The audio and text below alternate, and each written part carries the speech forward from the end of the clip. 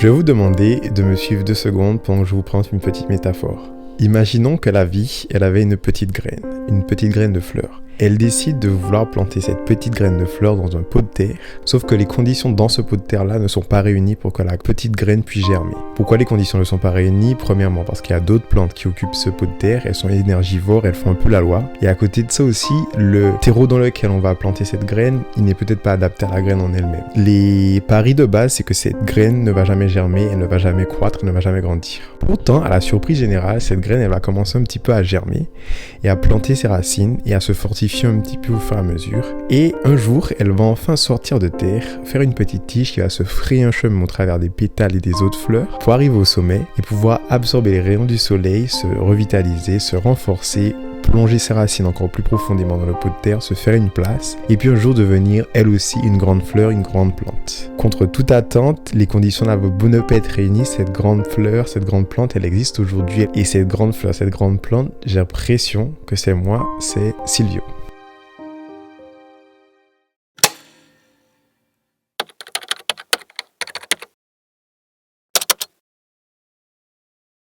Coucou tout le monde, aujourd'hui on se retrouve pour un format un peu plus épuré, un peu plus posé.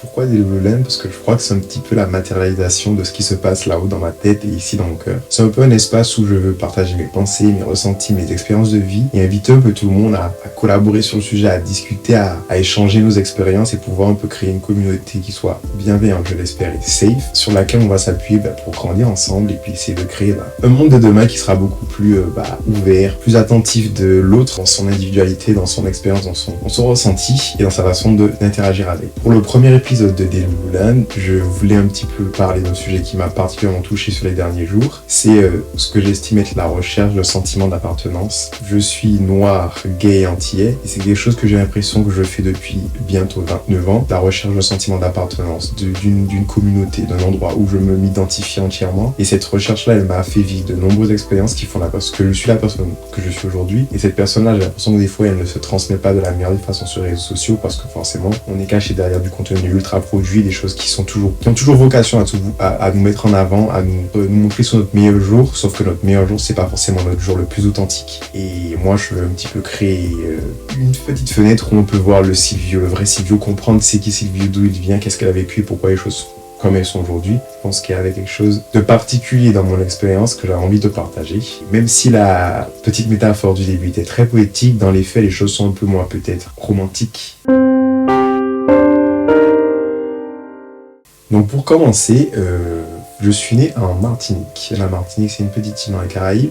Et j'étais ce que beaucoup décriraient comme un garçon différent, un garçon particulier. J'étais un garçon spécial. J'étais un garçon très animé, très enjoué, avec un fort caractère. Et toute cette animation et cet engouement, cet enjouement, toute cette gaieté c'est bien le mot d'ailleurs, que je pouvais un peu partager et exposer un peu à tous, que ce soit la famille, à l'école, etc.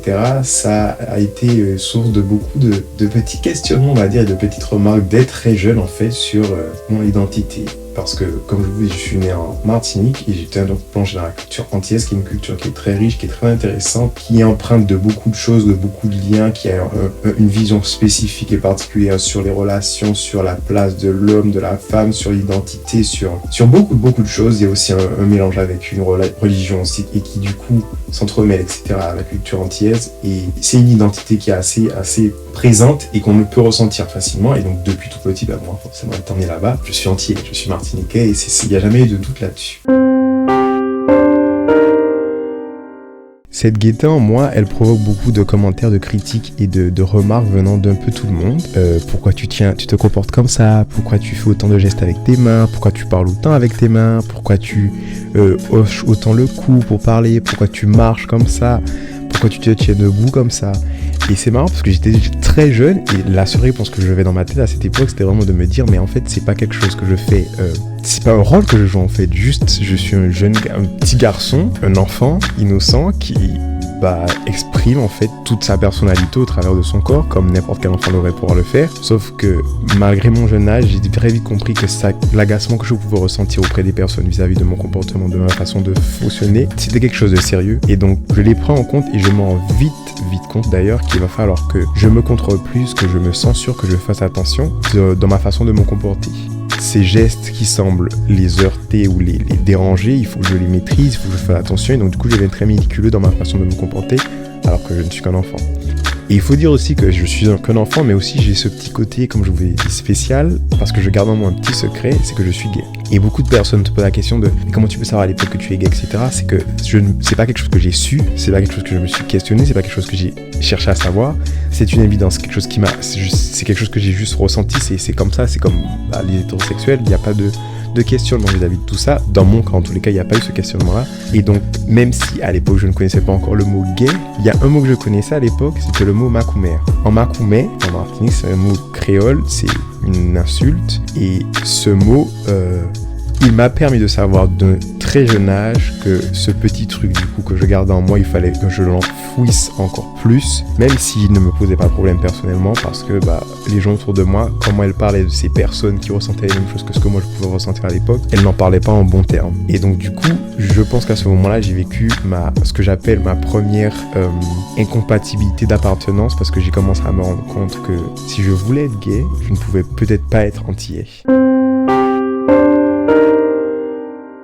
À l'époque, quand je me rends compte de cette incompatibilité entre mon appartenance ou mon identité antillaise et cette nouvelle identité qui va se transformer en un secret, quand je découvre l'incompatibilité entre les deux, je me rends compte qu'il va falloir que je garde ce qui est à l'intérieur de moi encore plus au fond et à l'enfouir davantage. Même si je l'enfouis, même si je le garde à l'intérieur, ce secret, je continue à le nourrir, à le chérir, à le faire grandir. C'est quelque chose qui me fait ressentir de belles choses à l'intérieur. C'est de l'amour, c'est de l'attirance, de l'attraction, c'est des sentiments et des sensations très humaines, pas aussi toxiques et aussi malsaines que certaines personnes voudraient les décrire. C'est de l'amour, c'est magnifique, c'est la beauté, c'est la plus belle chose qui est sur Terre selon moi. Et donc, je ne le renie pas, j'en aurais pas honte. Il est juste pour moi, avec moi, à l'intérieur de moi. Du coup, le temps passe, je grandis, j'ai une très belle enfance, je ne peux pas dire le contraire, parce que j'ai une belle enfance, je suis sur une île qui est très belle, j'ai une famille qui aime à sa façon, certes, mais qui aime, qui nous aide, nous soutient, nous fait grandir, fait de nous les hommes que nous sommes aujourd'hui. Et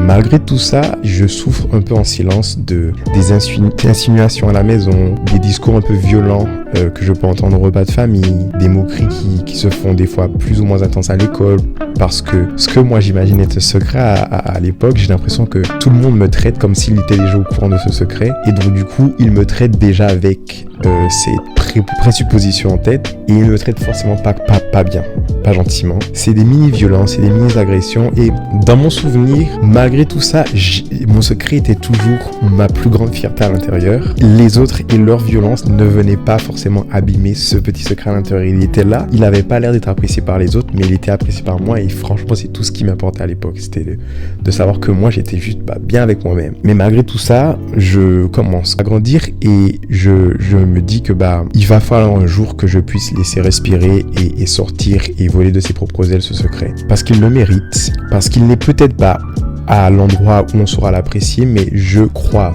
qu'il existe des endroits où on pourra l'apprécier, le chérir et le voir de la même façon que moi je regarde tous les jours ce secret, cette homosexualité. En attendant, je sais qu'il faut que je fasse cette partie cachée de moi, je la fasse vivre, que je la fasse s'évader, que je la fasse respirer un instant.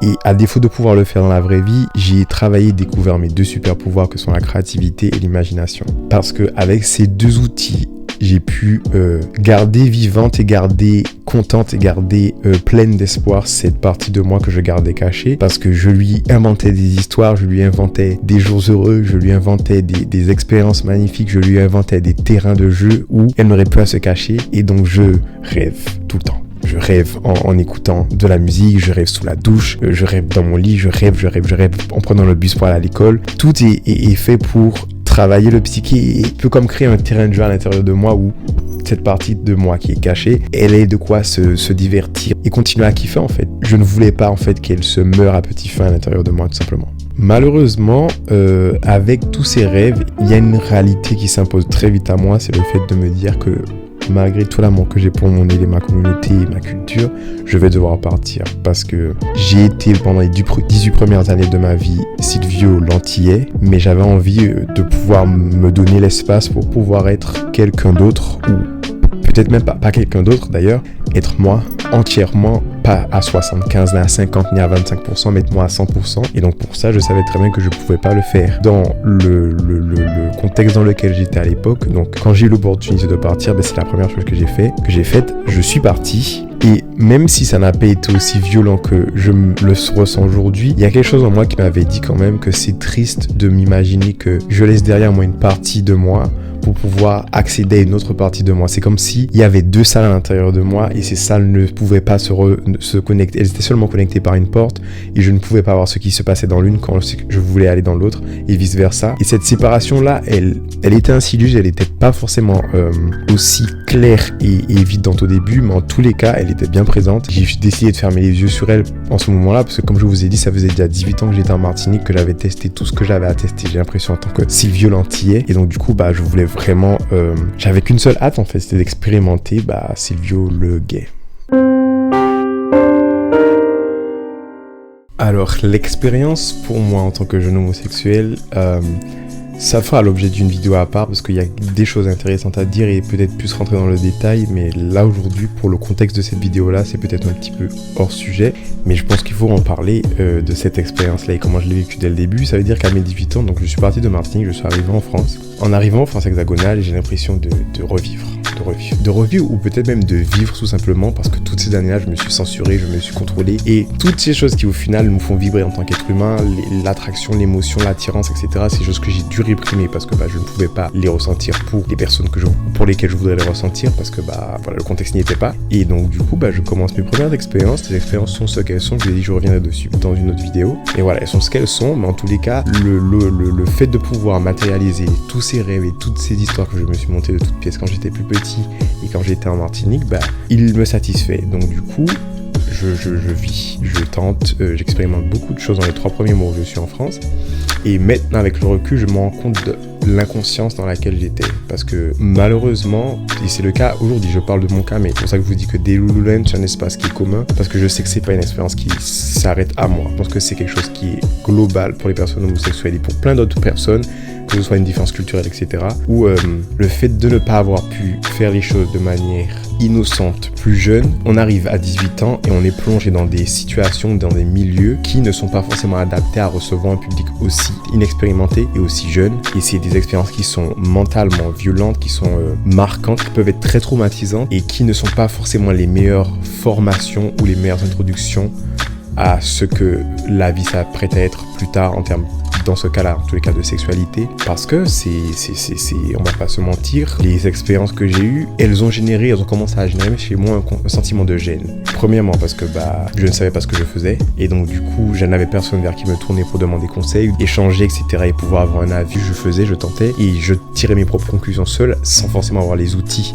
mentaux pour ça. J'avais 18 ans après tout. Et puis, il y a un autre sentiment de gêne, mais c'est comme je vous ai dit, c'est pas un gêne sur la sexualité, sur l'homosexualité, tout ça, ça me paraît naturel, ça me paraît très spontané, mais il y a quelque chose qui, au fur et à mesure des expériences, qui s'installe, un inconfort que je n'arrive pas trop à cerner. Et je pense que le moment où j'ai commencé à peut-être mettre la main dessus, ça a été notamment sur les applications de rencontres type Grindr, où il y avait cette nouvelle différence qui ne se limitait pas aux applications. Je pense que c'était toute mon expérience avec la vie en France hexagonale. Là où j'ai été Silvio Lantillais premièrement, ensuite où je voulais devenir Silvio le gay, il a été vite remplacé par Silvio le noir.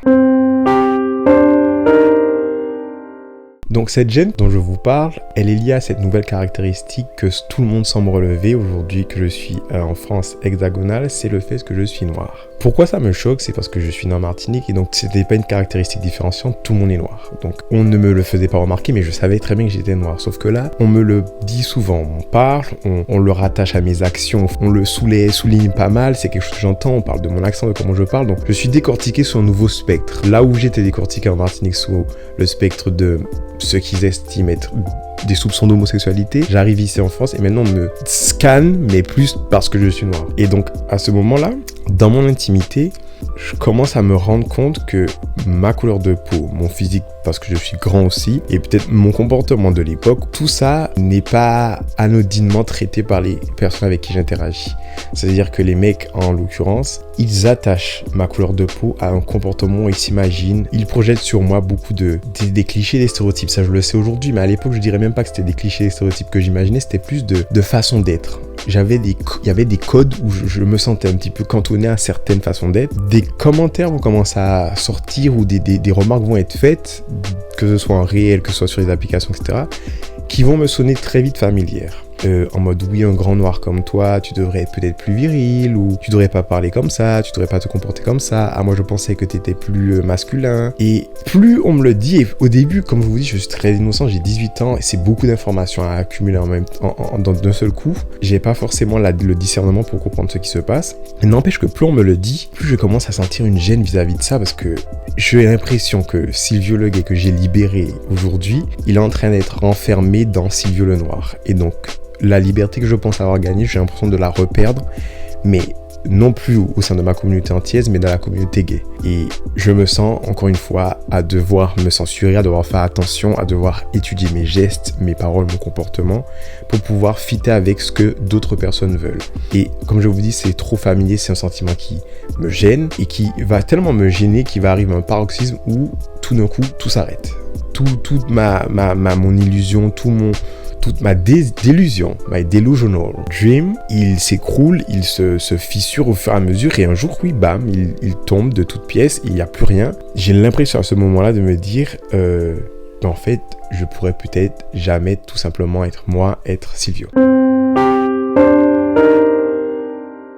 Je tiens à préciser aussi que j'ai longtemps enduré ces situations de ce que je sais aujourd'hui être du fétichisme et du racisme, clairement, parce que je ne connaissais pas mieux et parce qu'à l'époque, j'idéalisais tellement, j'idolâtrais tellement ce qu'était la communauté gay, parce que pour moi, c'était mon Eldorado, c'est là que j'allais pouvoir m'épanouir, c'est là que j'allais pouvoir me sentir absolument accepté, enfin moi-même à 100%, et en fait, je me rends compte que pour être dans cette communauté-là, il y a une partie de moi, une partie du vrai moi, de l'authentique moi, qui ne fonctionne pas, qui n'est pas accepté, et qui devrait être remplacé par encore un ensemble de clichés, de stéréotypes, de soit fort, soit viril, soit comme ci, comporte-toi comme ça, dis comme ça, fais comme ça. Malheureusement, je me suis laissé endurer beaucoup d'expériences que je ne pense que je n'aurais pas dû endurer si jamais je savais à l'époque que ce n'était pas les bonnes choses pour moi. Et surtout, ça m'est arrivé parce que je me suis retrouvé à me relationner avec beaucoup d'hommes blancs, parce que je pense aussi à l'époque que l'homme noir dans ma tête, il représentait toujours un petit peu l'image de celui qui me violentait. Et surtout, j'étais dans une vie où il n'y en avait pas non plus 15 milliards de toutes les façons, des mecs noirs et gays. Et toute cette réalité-là, je l'ai endurée. Je me suis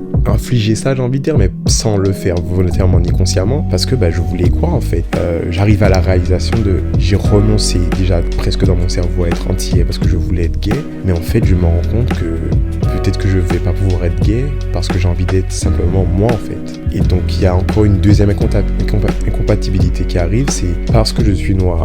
Si je veux être gay, il faut que je sois gay d'une certaine façon, selon ce que les personnes voudraient. Et autrement, ça ne fonctionne pas, ça n'a pas l'air d'aller, ça n'a pas l'air de plaire. J'ai eu un blocage. Il y a eu un blocage qui s'est mis en place. Et tant mieux d'ailleurs, je pense, parce que c'est ça qui m'a un petit peu mis la puce à l'oreille. Et avec ce blocage-là, ça a été un sentiment de m'être perdu. Visuellement, si je devais imager ça, j'étais au milieu de l'océan et j'ai essayé de m'accrocher à un premier port, ça n'a pas fonctionné, de m'accrocher à un deuxième port, ça n'a pas fonctionné. Et à chaque fois que j'essayais de m'amarrer, de m'ancrer à un port et d'y appartenir, ça ne fonctionne pas en fait, parce que être moi, c'est jamais suffisamment bien, ou c'est jamais bien, ou c'est peut-être trop bien parfois, partout où je vais. Ce décalage-là, ce sentiment de non-appartenance, il m'a longtemps pesé et ça m'a fait me perdre là où j'avais des certitudes avant sur mon identité antillaise, sur mon identité en tant que gay. Il me restait plus que de l'amertume, du trauma, de la violence, et plus cette petite lueur, ce petit truc qui me rendait excité, qui me rendait un petit peu le romantisme, il était mort en fait complètement autour de la situation. C'était un peu la douche froide de me dire et d'accepter que pendant un petit moment j'avais décidé, ou je m'étais convaincu que je ne pouvais plus être antillais si je voulais être gay, et de me rendre compte que maintenant si je voulais être gay, je ne pouvais tout simplement pas être moi, parce que ce moi-là, ce n'était pas le moi que les gens voudraient de moi. Au vu des caractéristiques que je dégageais, un noir, c'est pas comme ça qu'il fallait qu'il se comporte. Si tu es noir et tu es actif, faut que tu sois comme ça. Si tu es noir, tu es passif, faut que tu sois comme ça. C'était beaucoup d'imaginaire, beaucoup de choses qui te viennent sur la figure, comme ça d'un seul coup. Et c'est assez, c'était comme je dis, c'est des expériences qui sont intenses et malheureusement, tu n'as personne vers qui te tourner, tu n'as personne à qui le raconter, donc du coup tu prends, tu encaisses, tu prends. Et moi je suis quand même content qu'il y ait eu une vanne de sécurité qui se soit activée dans mon cerveau pour me dire stop, parce que j'étais pas à l'aise, il fallait que ça s'arrête, mais je sais qu'il y a certaines personnes pour qui ça continue et ensuite on se perd, et ensuite ça entraîne beaucoup de dérives. Mais bref, encore je vous dis, ça c'est un sujet pour une autre vidéo. Ce sentiment de ne plus savoir à qui j'appartenais, où j'étais, qui j'étais, je l'ai longtemps gardé avec moi, mais il y a quelque chose que je faisais aussi, c'est je construis à côté de ça, je construisais un personnage, je construisais une personnalité, quelqu'un de fort, je forgeais tout ce, j'ai envie de dire ce qu'aujourd'hui je pense avoir été une carapace autour de moi, j'ai enfoui tout ça très profondément et je l'ai ensuite protégé avec cette carapace qui était très épaisse, très forte, sauf qu'il y a 1 an et demi, pour plein de raisons, peut-être on aura le temps d'en discuter, ça m'a pété à la tête en fait, la carapace elle a commencé à se fendre. Et ça m'a pété à la tête parce que je pense aussi qu'on peut pas non plus se mentir à soi-même indéfiniment. Et donc, il a fallu que je confronte le problème, ce problème-là, cette recherche identitaire-là, ce sentiment d'appartenance. Il fallait que je le trouve parce que je sentais que j'en avais besoin. Donc, fort heureusement, j'ai pu compter sur moi, encore une fois. Compter sur moi et bien sûr sur plein d'autres personnes, sur mes potes, etc. Mais à la fin, je sens vraiment que ça a été une initiative de ma part de me dire tu n'as jamais eu honte de qui tu es, tu as toujours été raccord avec qui tu es, tu as toujours eu l'impression de savoir qui tu étais et pendant longtemps, tu as laissé la société et beaucoup de personnes venir entacher cette connaissance que tu avais de toi, venir l'assombrir, venir la ternir, venir la salir. Toutes ces personnes-là qui ont fait qu'aujourd'hui, tu as l'impression d'être perdu, que tu as l'impression de ne plus savoir qui tu es, mais si tu coupais le son des voix de ces personnes-là un petit instant et que tu reconcentrais toute ton attention sur ce que tu penses savoir su à l'intérieur tout ce temps-là, peut-être que tu vas te retrouver. Et c'est un travail que j'ai fait en thérapie, c'est un travail que j'ai fait avec moi, avec des questions où je me suis posé, de l'introspection, beaucoup d'introspection. Au final, j'ai aussi découvert que ce sentiment que j'avais de vouloir appartenir absolument, il n'y avait pas forcément besoin toujours de se matérialiser par l'autre.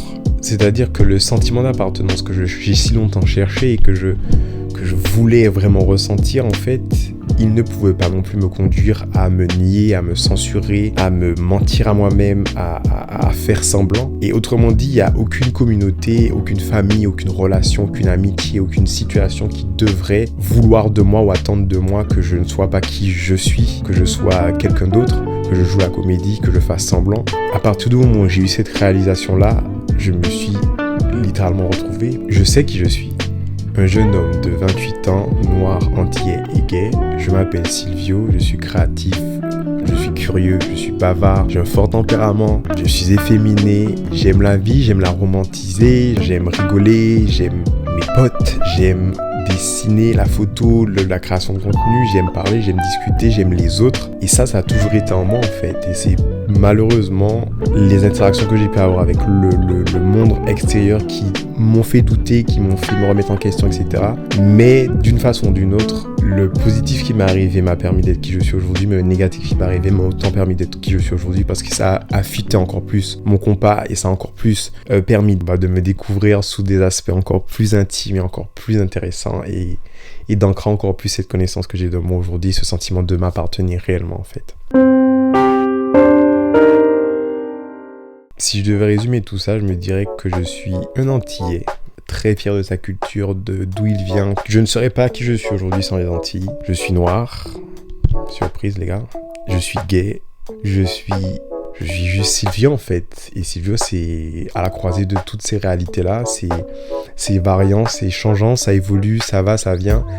Et je pense que c'est juste cette liberté qu'on devrait autoriser à n'importe quel être humain en fait, parce que ça nous permet ensuite de grandir, de se vivre et de s'expérimenter pleinement et de vivre les choses à notre manière quoi. Et j'ai plus le besoin aujourd'hui de me retrouver dans des situations, quelles qu'elles soient, où ce Silvio que j'ai pris autant de temps à bâtir, autant de temps à créer, puisse être mis en péril, parce que j'y tiens et je ferai tout ce qui est en mon pouvoir pour le protéger. Et d'ailleurs, je pense que l'initiative derrière cette chaîne YouTube et tout le contenu que je peux partager sur les réseaux, c'est vraiment de me dire que plus petit, j'aurais aimé pouvoir rencontrer une communauté ou un endroit où on discute de ces choses, on en parle, on les démocratise, on les libère la parole autour de tous ces sujets. Au sein de ma communauté aussi, antillaise, pour qui c'est important, je pense, parce que les choses sont ce qu'elles sont, mais je n'avais pas forcément l'exemple où l'espace ou les paroles ou les mots dont j'aurais eu besoin à cette époque pour pouvoir comprendre qui j'étais.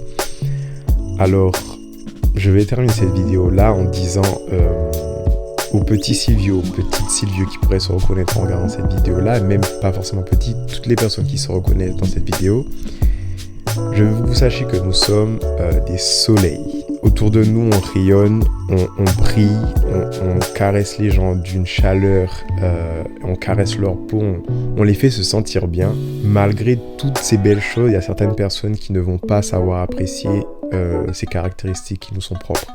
Ces personnes-là, elles vont trouver qu'on brille trop, qu'on est trop chaud, et elles vont, au lieu d'essayer de nous laisser être qui nous sommes et de sortir de notre périphérie, elles vont tout simplement vouloir que l'on brille moins, que l'on réchauffe moins et juste amoindrir, nous censurer et nous faire changer en fait, que ce soit de manière consciente ou inconsciente. Et je veux que vous sachiez que on a le choix et on peut aussi choisir de se rendre compte que ces personnes qui veulent moins pour nous, ce ne sont pas nos personnes. Parce que dans l'univers qui nous appartient au final, il y aura des personnes qui sauront apprécier chacune de ces caractéristiques que je vous ai citées plus haut et qui sauront apprécier votre personne pour toutes les facettes qu'elle possède, qui apprécieront votre façon d'être, ce qu'il y a de bien chez vous, ce qu'il y a de moins bien, vos défauts, vos qualités, et assurez-vous aussi que cette personne-là, parmi ces personnes-là, il y a vous. Aimez-vous pour ce que vous êtes, appréciez-vous pour ce que vous êtes, parce que c'est votre plus grand pouvoir, c'est votre plus grande force, c'est d'être vous. J'espère pouvoir contribuer positivement à ce développement et à cet amour propre pour toutes les personnes qui s'identifient dans ces vidéos, dans le contenu que je partage ici. Et puis que vous avez passé un bon moment avec cette première vidéo des Lululand. Ça m'a fait du bien de me livrer, parce que je pense que ça va permettre aux gens d'avoir une nouvelle facette de moi et de savoir qui est Silvio finalement derrière toutes les photos et les contenus un peu lisses et politiquement corrects. Si vous avez aimé, likez, commentez, partagez votre expérience. Moi, ça me ferait plaisir de savoir un petit peu s'il y a des gens qui se retrouvent, qui s'identifient dans tout ça, qui ont vécu les choses différemment, qui ont vécu les choses similaires. Et puis, je vous retrouve bientôt pour la prochaine vidéo. Mais d'ici là, prenez soin de vous. Bisous!